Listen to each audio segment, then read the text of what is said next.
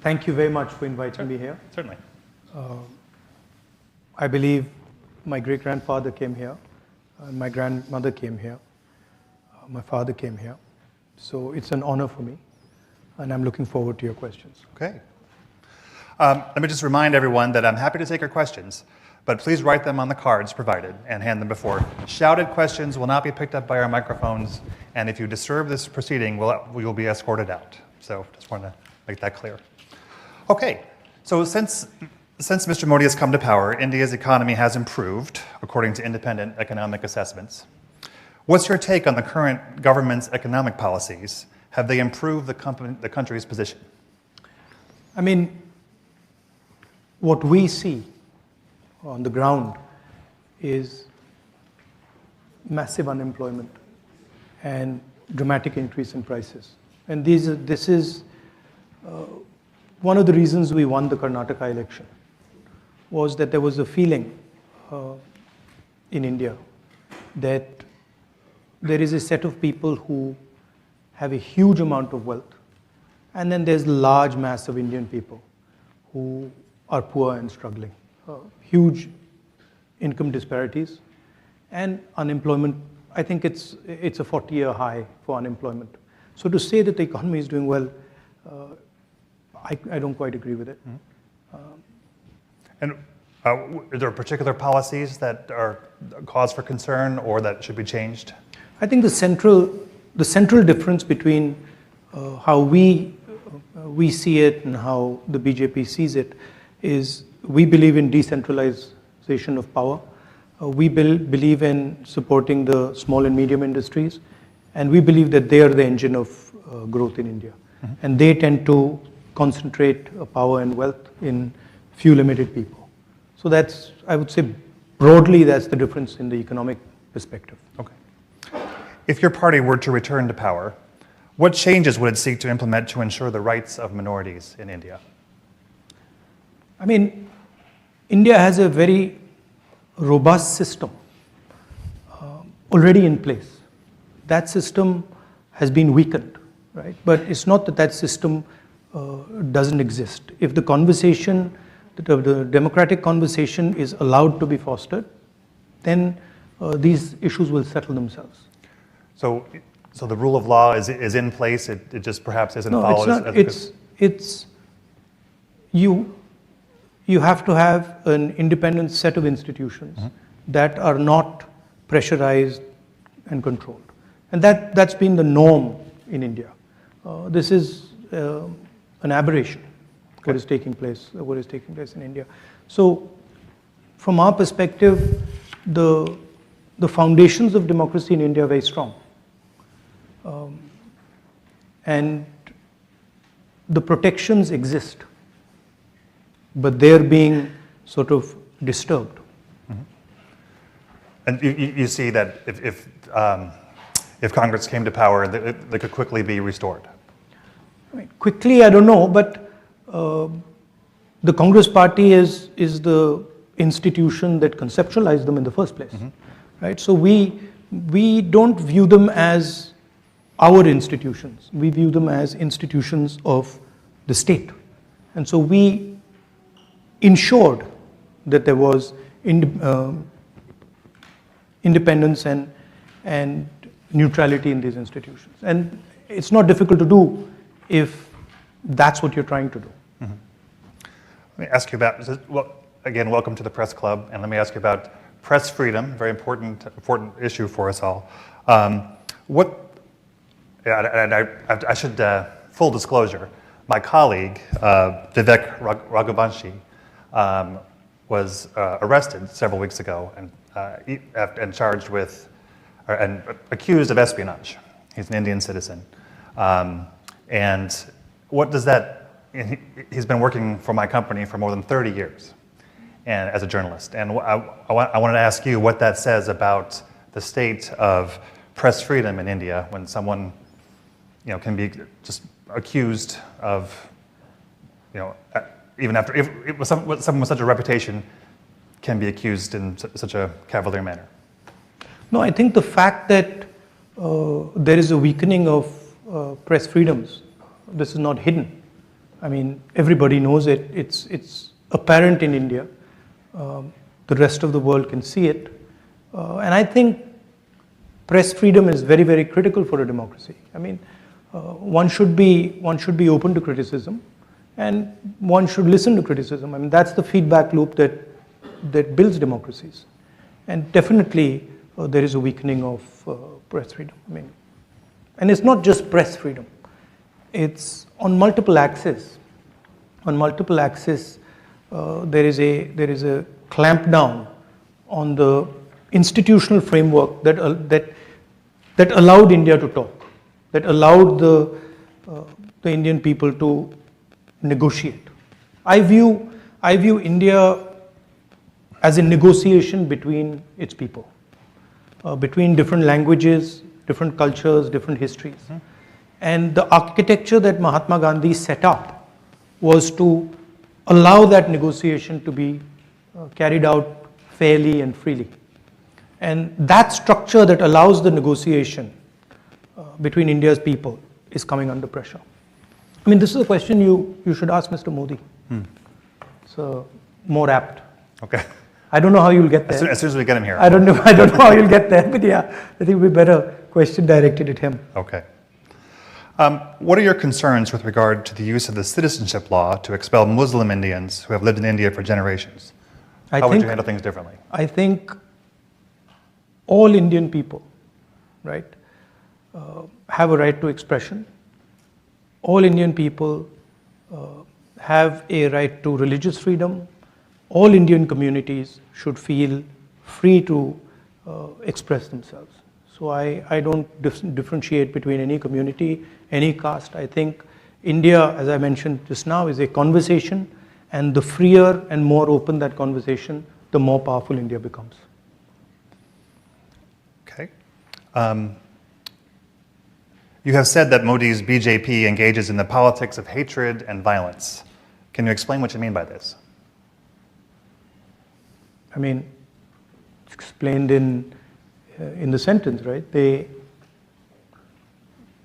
sort of generate a certain amount of hatred in society. They polarize society, and they're not inclusive.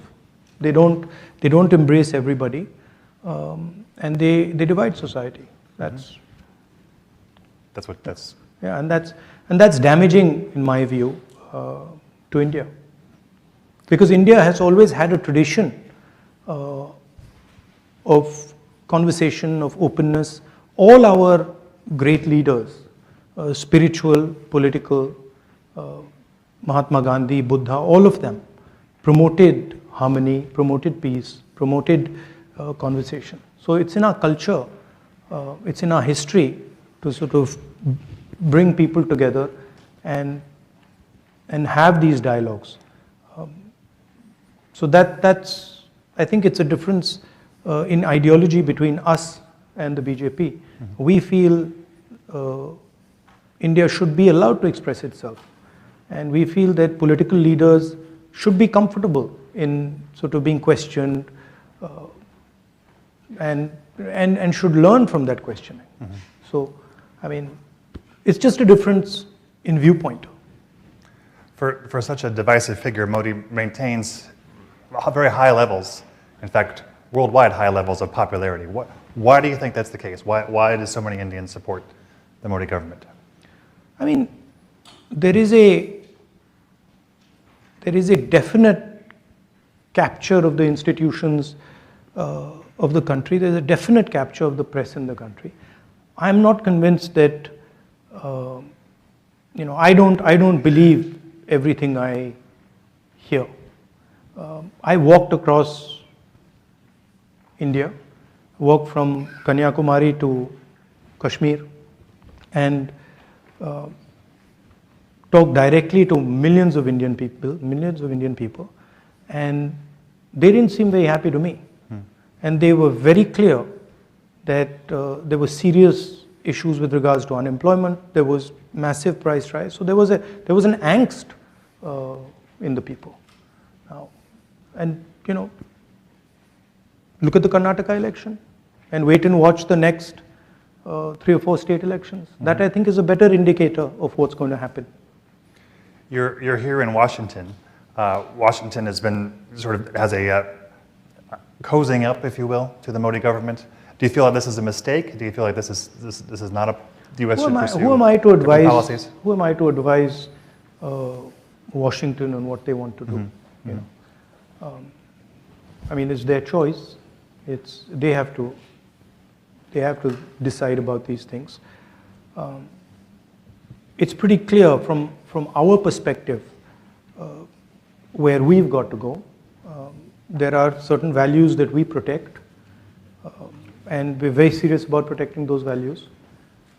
As I said, the conversation between the people of India, the idea that all Indians should have space, equal expression. These are things that for us are non-negotiable, and we fight for them, and we pay the price. What is your, I have a comment from the audience here. What is your reaction to Prime Minister Modi's statement that not an inch of land has been lost to the border with China? And can you talk about India's relationship with China and how it's changing? I mean, the fact of the matter is China is occupying our territory. It's an accepted fact. I think 1,500 square kilometers, land the size of Delhi, is occupied by them. And I think, it's absolutely unacceptable. Prime Minister seems to believe otherwise. I don't know. I mean, maybe he knows something we don't know. I'm going to ask about Kashmir. India is positioning Kashmir as a tourist destination, while certain populations are persecuted. Do you see this as the path to prosperity for that region? No, I think everybody in India has a democratic right. Every single person in India should be allowed to be part of the conversation. I think there are things that can be improved in Jammu and Kashmir with regards to that conversation, and we are committed to improving the conversation, the democratic conversation in Jammu and Kashmir. Says you talked about secularism and democracy while opposing the Hindu party BJP. However, Congress in Kerala has been in alliance with the Muslim party, Muslim League in Kerala, the state from which you were MP for more than, the state you are the MP for more than 70 years. Muslim League is a completely secular party. Right. There's nothing non-secular about the Muslim League. Questions are a little disjointed. Sorry about that. I think the person hasn't studied the Muslim League. Back to politics. How united is the opposition in India, and why isn't Congress supporting Kejriwal on the ordinance issue? Well, that's an internal discussion we are having. The opposition is pretty well united, and I think it's getting more and more united. We are having conversations with all the opposition, and I think quite a lot of good work is happening there. Okay. Yeah. It's a complicated discussion because there are spaces where we are competing also with the opposition. Mm-hmm. So it's a little bit of give and take is required, but I'm confident that will happen. Okay. So given the electoral strength of the BJP, would Congress now be willing to consider being part of a coalition government that it does not lead? Well, these are questions that need to be asked to the Congress president because he's the decision maker. I think the Congress party will do very well in the next election. Mm-hmm. I think it'll surprise people because I think there is a hidden undercurrent building, and I think we'll surprise people. And I'm not entirely convinced about this idea that Mr. Narendra Modi is going to win the 24 elections. I think it's not as simple as people make out. If you just do the math, a united opposition will defeat the BJP on its own, mm-hmm. without any, electoral math. What can the international community, what role is there for the international community in to prevent a slide towards authoritarianism? It's our job, right? It's our business, and it's our work to fight the battle for democracy in India. And it's something that we understand, we accept, and we do. But the thing to remember is that Indian democracy is a global public good.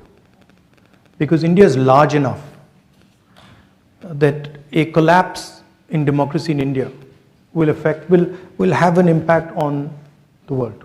So that's for you to think about, how much you value Indian democracy. But for us, it's an internal matter, and it's a fight that we are committed to, and we're going to win. President Biden will host Prime Minister Modi for an official state visit later this month.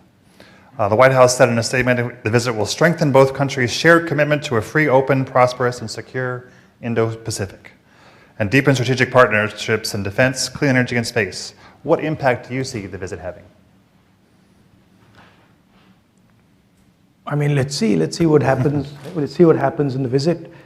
I think let the Prime Minister come here and let the visit take place, and then let's see. I don't want to sort of prejudge this. Yeah, but I do think the relationship between India and the United States is very, very important. I think it's also important that we broad-base the relationship. It's important to have a defense relationship, but I think we need to also consider other areas, and we need to have a vision for other spaces other than defense. Do you see India as a center between Russia and China and U.S. interests? Do you see it benefiting from the interplay of these countries, or do you see it taking almost a leadership role in the Indo-Pacific in terms of economic issues? Or look, India has to do what's in its self-interest, right? And that's what will guide us. But as a people, we are committed to a democratic vision. So I myself am not entirely convinced about the sort of autocratic vision that is being promoted. And I think that it's very important that democracy is protected on the planet, right? So India has a role there. India, of course, has its view on things, and I think that view should be put on the table.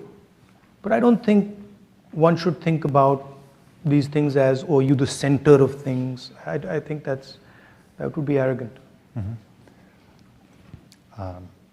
We understand the strengths that we bring to the table, right? Democratic values, data.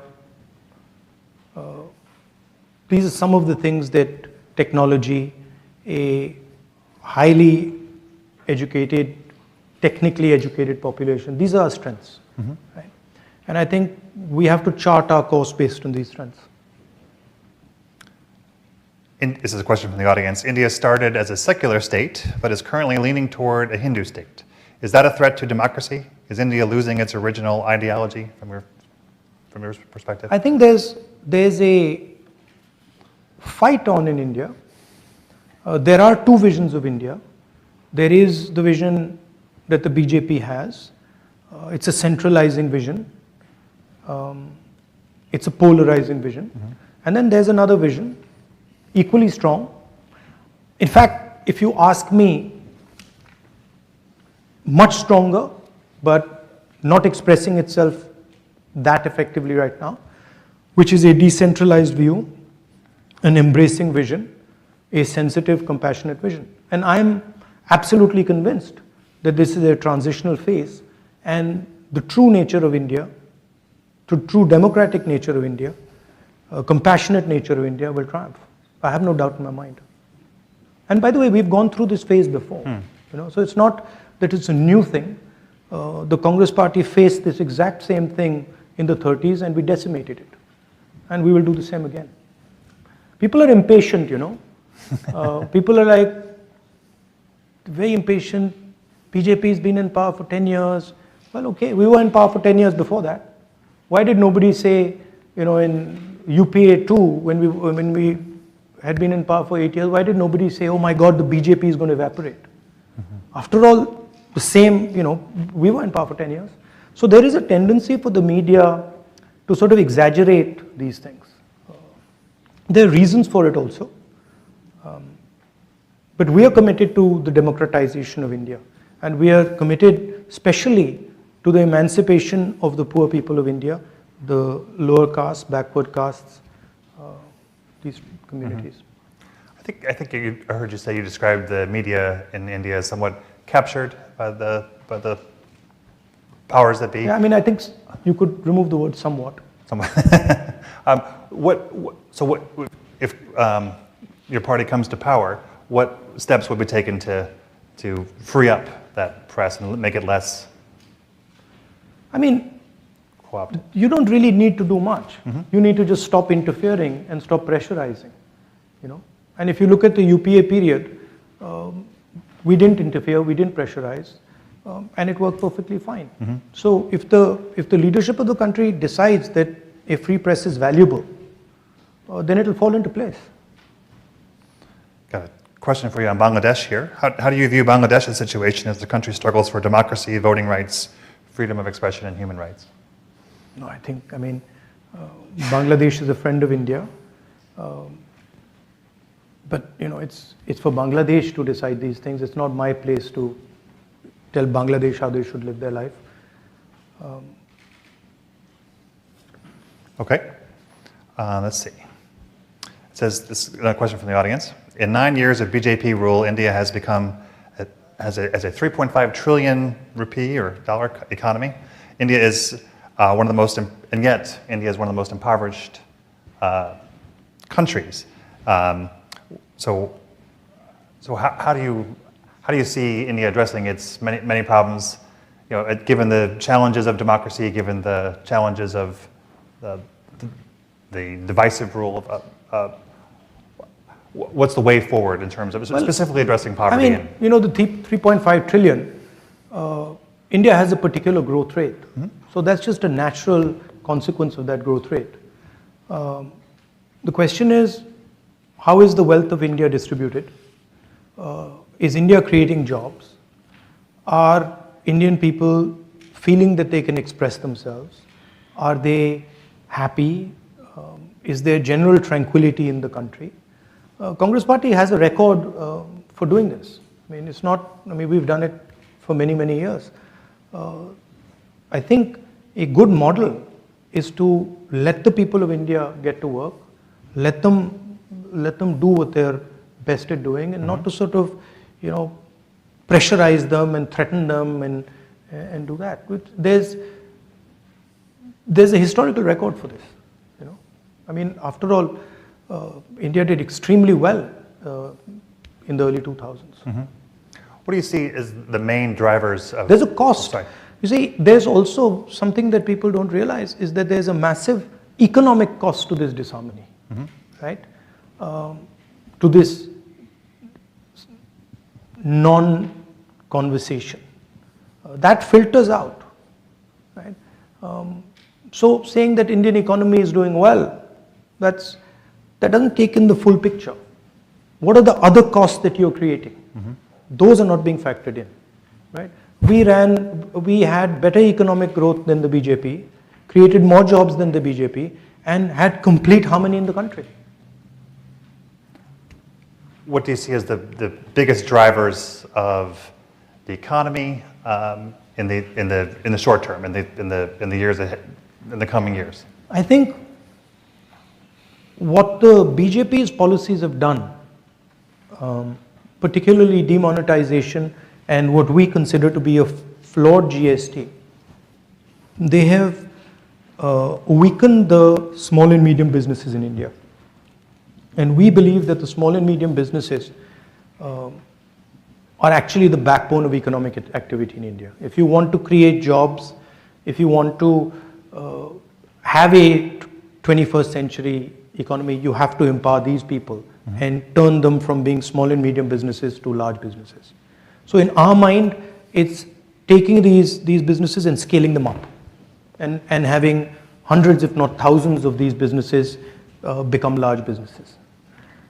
So that's where we fundamentally differ with the BJP. They believe that you don't need these small and medium businesses, that you can build the Indian economy with 3 or 4 huge, massive businesses.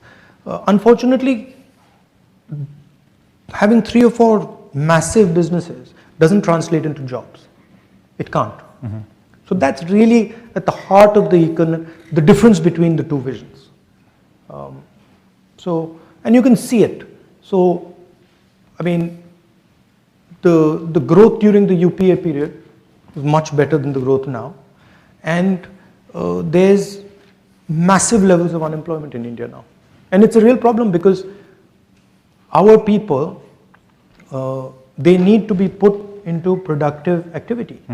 You know, it's a huge waste of the most valuable resource on the planet.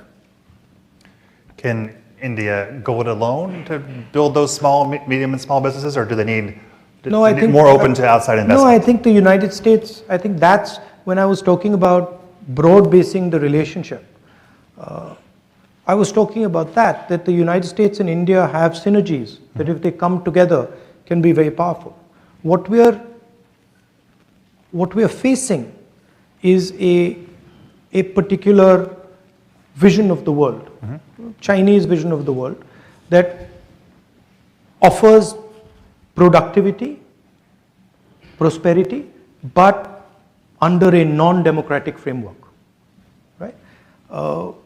That's not acceptable to us because we simply cannot thrive under a non-democratic structure. So we have to think about production and prosperity in a democratic framework.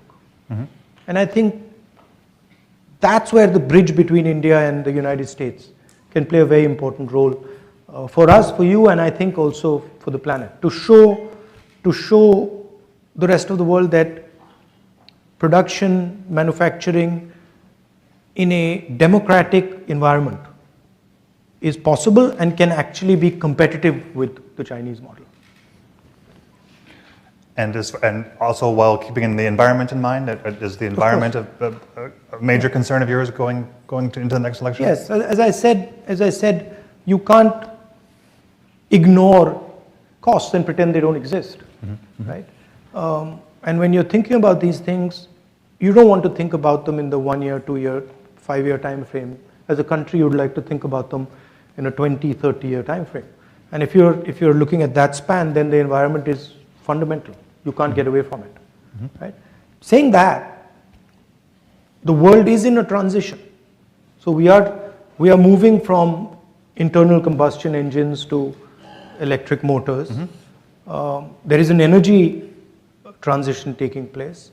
So we have to adapt ourselves to benefit from those transitions. And I think India is very well placed to do that. Would you consider a big increase in exports one way to measure that, or is it really about innovating the economy to take advantage of these new technologies? It's both, right? If India starts manufacturing, starts producing, it will start to export as well, right? I think there is a opportunity for India to successfully compete with the Chinese on manufacturing. We might not end up doing it the way they do it. So we might not end up having huge factories. We might end up having smaller factories with high technology embedded in them. So the system will probably look different, but the end result would be similar, that we would compete with China and you would see made in China and you would see made in India. Can you do it without more Chinese investment? Is there enough money coming in from elsewhere? Yeah, no, that's where the India-US relationship should be looking. I mean, that to me is what the conversation should be about. How do we build this alternative production system, alternative manufacturing system? And I think there's a lot of interesting things there because of our size, because of data, because of our technological capabilities, your technological capabilities. So I think the strengthening of the bridge between the United States and India and the widening it,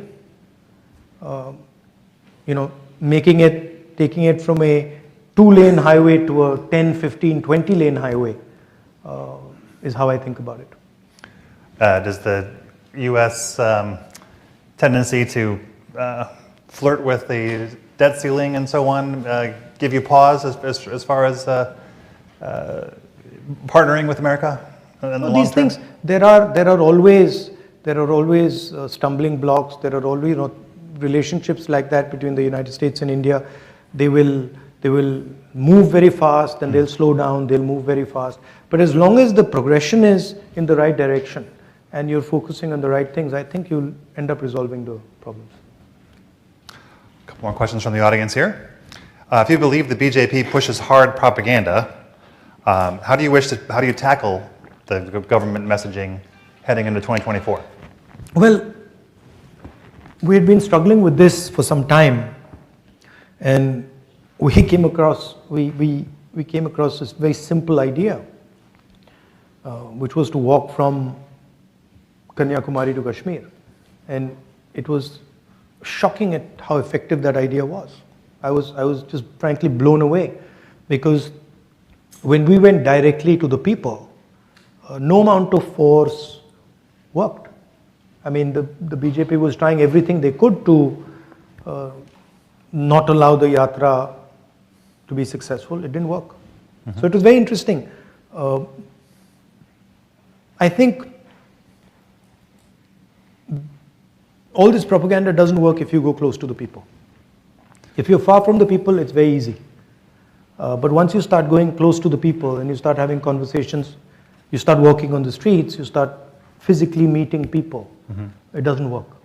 It's quite a revelation to me. And I think it sort of made me understand what Mahatma Gandhi was doing with, the Champaran movement or the Dandi March. I think, as I was saying in Stanford yesterday, in the West and in India, there is a distance between the people and the political class. And I think that's where the propaganda comes into play. If you bridge that gap, it's very difficult.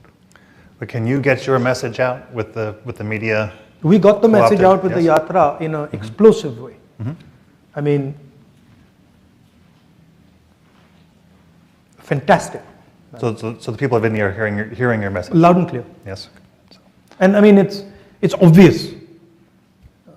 It's obvious to every single person in India that the yatra, the message of the yatra, India needs to stand united, India needs to work together, resonated with BJP people.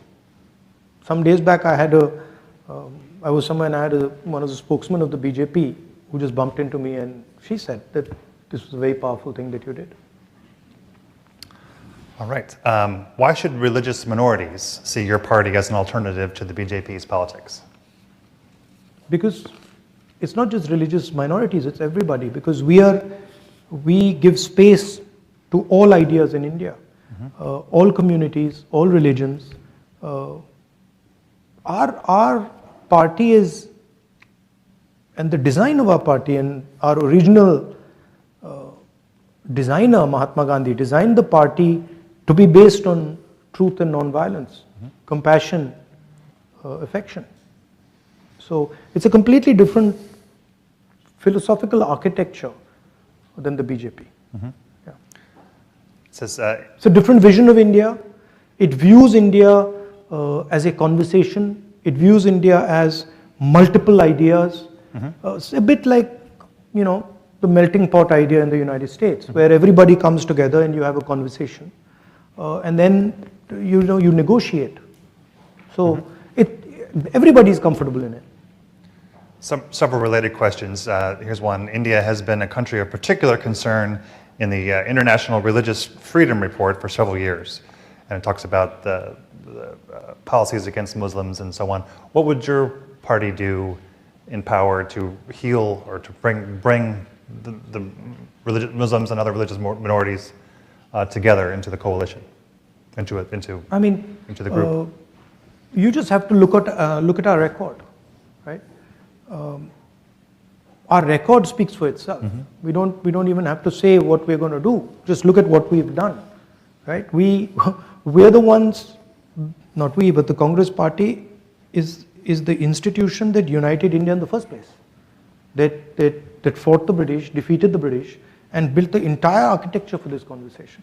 So it's in our DNA. We are committed to this. You know? And as I said, the framework for this is present in India. It's not that it's absent. It's not that it needs to be constructed. It needs to be nurtured and protected, which we know how to do. This is another question from the audience. So is the way you were disqualified from Parliament and what is happening in Pakistan, do you see any similarities here, and what does that say about politics in the region? I don't know. I mean, look, as you said, I asked a rhetorical question. I asked the question, why, well, you described it. Right. I'm fighting a court case, so I have to be careful. But I asked a rhetorical question. And I'm the first person in India to be given the highest punishment for a defamation case. It's the first case, I'm the first person in Indian history since 1947, right? Nobody has been given the maximum sentence on defamation, and that too on the first offense, right? So that should explain what's going on to you. And my disqualification happens quite interestingly after I make a speech about Mr. Adani and Parliament. So you can do the math. Let's see. But you know, my disqualification is not really, it's okay, it's not the most important thing. The most important thing is the thousands and thousands of other voices, civil society, government, bureaucracy, who are being frightened into submission. That's much more important to me than my disqualification. My disqualification in many ways is an advantage for me. How so? Because it opens up completely new spaces for me. You know, it allows me to completely redefine myself. And I think they've given me a gift, frankly. They don't think they realize it, but they have. Politics is not linear. You know, it's like, it can suddenly go off into another direction. It's asymmetric. So I think they've given me a gift. It's not apparent right now, but I think they have. So you come from a political family. The Gandhis have been compared to the Kennedy family here in the U.S., both in terms of the highest heights and unfortunate assassinations. What keeps you going? What keeps you involved in politics despite what can be great risks? I defend an idea. I love the people of my country. In particular, the people who are struggling. I have a bias towards them. And I completely empathize with their struggle. It disturbs me when I see the pain in India. And I have no choice, because that creates a response, emotional response in me that I can't fight. So it's just natural. And also, I've grown up with a sort of narrative about my country, Gandhian narrative of what the country is, what it should look like, what is important. So that's what drives me. I'm not concerned really about, threats of violence and assassination and stuff. I mean, everybody's got to die, So, I mean, that's what I learned from my grandmother and my father. Mm-hmm. So, you don't back down because of something like that. Here's a question that just in. India's relationship with Russia has been controversial since the war in Ukraine began. How would Congress administration handle this relationship or the situation in Ukraine differently? I don't know if you like my answer, but I think similar to how the BJP would or did. We would be responding in a similar way to BJP. Mm-hmm. Yeah. Okay. Because we have sort of a relationship with the Russians that can't be denied. It is there. So I think our policy would broadly be similar. From your perspective, has the relationship with Russia changed since the war in Ukraine began?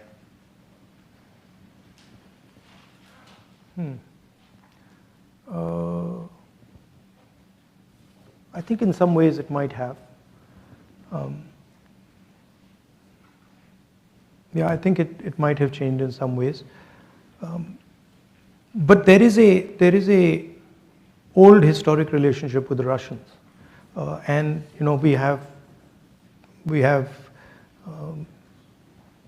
we buy weapons from them. So there are also those type of reasons for this. Mm-hmm. Yeah, but I don't think a Congress government would be dramatically different than what the BJP is doing right now in terms of Russia. Got time for a couple more questions. Let's see. You've asked a lot, huh? Oh, yeah. You got through a lot. Stack. There's a lot of interest here in you, sir. You've compared. So I'm going to butcher these names. Please forgive me.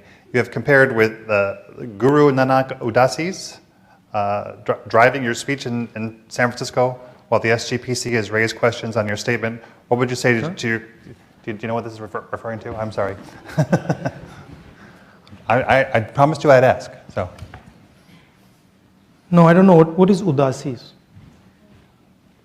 As you compared with Guru Nanak's Bharat Jodo Yatra and SGPC raised questions. Okay. So. Sorry. Thank you. I'll explain it. So I said that the tradition of a yatra or a walk is a very deep tradition in India, and I said that many great people have used this instrument of a walk. Mahatma Gandhi has used it. Guru Nanak has used it, and as an instrument of conversation and as an instrument of understanding. So I think they're saying that I shouldn't compare the Bharat Jodo Yatra to walks that Guru Nanak and Mahatma Gandhi took, but I wasn't doing that. I clearly said that, look, I draw inspiration from these great leaders and what they did, and there's no question of comparing this walk to their walk, but I think they've misunderstood it. I see. Yeah.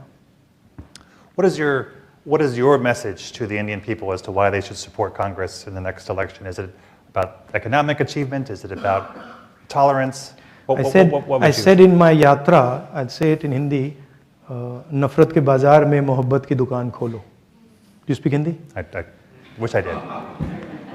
So nafrat ke bazaar mein mohabbat ki dukaan kholo. In a market of hatred, open a little shop of love and affection. So I believe that India needs to be in harmony. And I believe that India needs to be able to express itself to truly succeed, right? If you, I don't know of one case where somebody who's angry or somebody who's full of hatred has had an expansive imagination. And India needs an expansive imagination. India needs to dream big.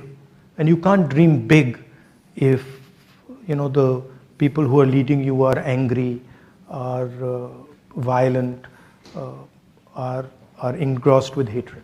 So I think, I feel India has a great opportunity, huge opportunity, which can transform the lives of millions and millions of Indians. But in order to do that, it needs to imagine a new India in a big, dynamic manner. And I think in order to do that, India needs to be in harmony. India needs to start talking to itself. India needs to respect itself. So that would be one element of it. Hatred doesn't work. You know that. Your country knows that better than anybody else. Hatred has never worked. Might work for 6 months, 1 year, and then it collapses on itself. Affection, love always work. They have. I mean, that's what we've been told by the great leaders. All right. Well, I want to thank you for joining us today at the club, and thank you for answering so many questions. Are you inviting the Prime Minister? Absolutely, we'll invite for his turn. I look forward to hearing it. I also wanted to thank Bill McCarran, Cecily Scott Martin, and Poonam Sharma for their role in bringing this together, and in the perhaps your members of your family have received this in the past, but as a thank you, this is our press club mug, of highly coveted. Perhaps nice. It can go on the mantle. You know, I was actually looking for a coffee mug. Okay. Excellent. Thank you. Well, thank you very much. Thank you.